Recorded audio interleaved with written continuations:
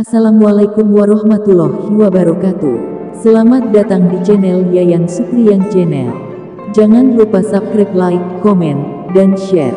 Cerita rakyat si pahit lidah.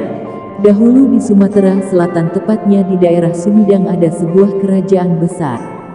Di kerajaan itu hidup seseorang pangeran yang bernama Serunting. Dia memiliki sifat iri hati terhadap apa yang dimiliki orang lain. Pangeran Serunting telah memiliki istri. Istrinya memiliki seorang adik yang bernama Arya Tebing, yang kini menjadi adik ipar Pangeran Serunting. Serunting dan Arya Tebing masing-masing memiliki ladang. Letak ladang mereka bersebelahan yang hanya dipisahkan pepohonan. Dan di bawah pepohonan itu tumbuh tanaman cendawan. Namun, cendawan yang tumbuh itu menghasilkan hal yang jauh berbeda. Jika diamati, cendawan yang menghadap ke arah ladang milik Arya Tebing tumbuh menjadi logam emas. Sedangkan cendawan yang menghadap ke arah ladang milik Serunting tumbuh menjadi tanaman parasit, tanaman tidak berguna. Mengetahui hal tersebut, Serunting menjadi iri hati pada Arya Tebing. Setiap hari ia terus berburuk sangka pada adik iparnya itu. Cendawan yang menghadap ke ladangku tumbuh menjadi tanaman yang tidak berguna, sedangkan yang menghadap ke arah ladang milik Arya Tebing tumbuh menjadi logam emas. Aku yakin, ini pasti perbuatan Arya Tebing. Keesokan harinya, Serunting menghampiri Arya Tebing dengan perasaan dendam dan marah. Ia kemudian mengajak Arya Tebing untuk berduel. Kau telah berbuat curang kepadaku. Aku menantangmu untuk berduel esok hari, ucap Serunting. Tapi aku tidak pernah berbuat curang, sahut Arya Tebing. Serunting tidak memperdulikannya, ia tetap menantangnya untuk berduel. Arya Tebing kebingungan, dia tahu bahwa kakak iparnya itu adalah orang yang sakti. Setelah lama berpikir, akhirnya Arya Tebing mendapat ide.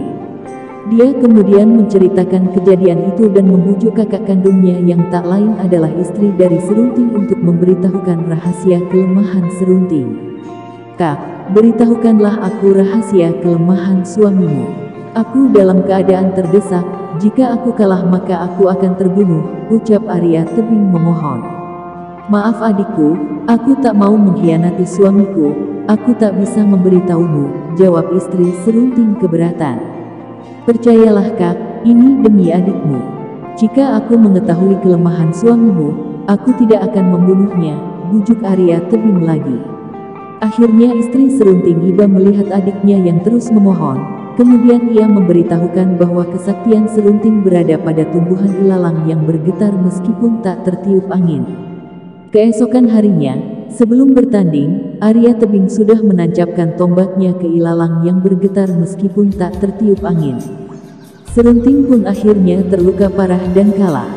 Serunting mengetahui bahwa istrinya lah yang memberitahu Arya Tebing tentang kelemahannya.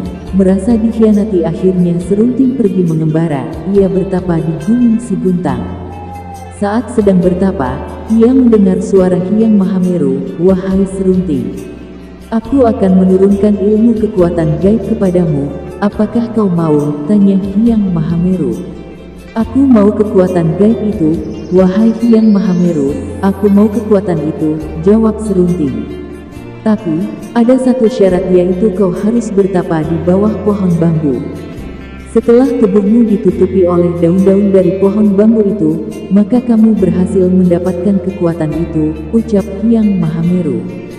2 tahun berlalu, Serunting masih bertapa. Akhirnya daun-daun dari pohon bambu sudah menutupinya. Kini ia memiliki kesaktian, yaitu setiap perkataan yang keluar dari mulutnya akan menjadi kenyataan dan kutukan. Suatu hari, ia berniat ingin pulang ke kampung halamannya, di Sumedang. Di perjalanannya, ia mengutuk semua pohon tebu menjadi batu. Hai pohon tebu, jadilah batu, teriaknya lantang. Dan dalam sekejap, pohon-pohon tebu tersebut menjadi batu. Lalu di sepanjang tepi sungai Yambi, ia kembali mengutuk semua orang yang ia jumpai menjadi batu. Lama-kelamaan Serunting menjadi orang yang angkuh dan sombong. Akhirnya orang menjulukinya dengan nama si pahit lidah. Namun saat Serunting tiba di sebuah bukit serut yang gundul, ia mulai menyadari kesalahannya. Lalu ia mengubah bukit Serut menjadi hutan kayu. Dalam sekejap bukit itu berubah menjadi hutan kayu hingga masyarakat setempat berterima kasih kepadanya karena bukit itu telah menjadi hutan kayu yang akan menghasilkan hasil kayu yang berlimpah dan dijual di pasar untuk mencukupi kebutuhan hidup. Kemudian ia melanjutkan perjalanan dan tiba di desa Karangagung. Serunting melihat gubuk tua yang dihuni suami istri yang sudah tua. Serunting mendatangi sepasang suami istri tua renta itu. Serunting berpura-pura meminta seteguk air minum. Sepasang kakek dan nenek itu sangat ramah dan baik hati. Ternyata sudah lama mereka ini dikaruniai seorang anak untuk membantu mereka bekerja. Serunting pun mengabulkannya. Ketika melihat ada sehelai rambut yang rontok menempel pada baju sang nenek, Serunting mengambilnya lalu mengubah rambut itu menjadi seorang bayi. Pasangan tua itu bahagia dan berterima kasih kepada Serunting. Serunting bahagia bisa membantu orang lain. Di sisa perjalanannya, Serunting belajar untuk membantu dan berusaha menolong orang yang kesulitan. Namun meskipun kalimat yang keluar dari mulutnya adalah kalimat baik dan untuk membantu orang yang membutuhkan, tetap saja orang-orang masih menjulukinya dengan nama si pahit lidah. Pesan moral dari dongeng cerita rakyat Si Pahit Lidah untukmu adalah manfaatkan ilmu yang telah kita miliki untuk berbuat baik dan membantu sesama.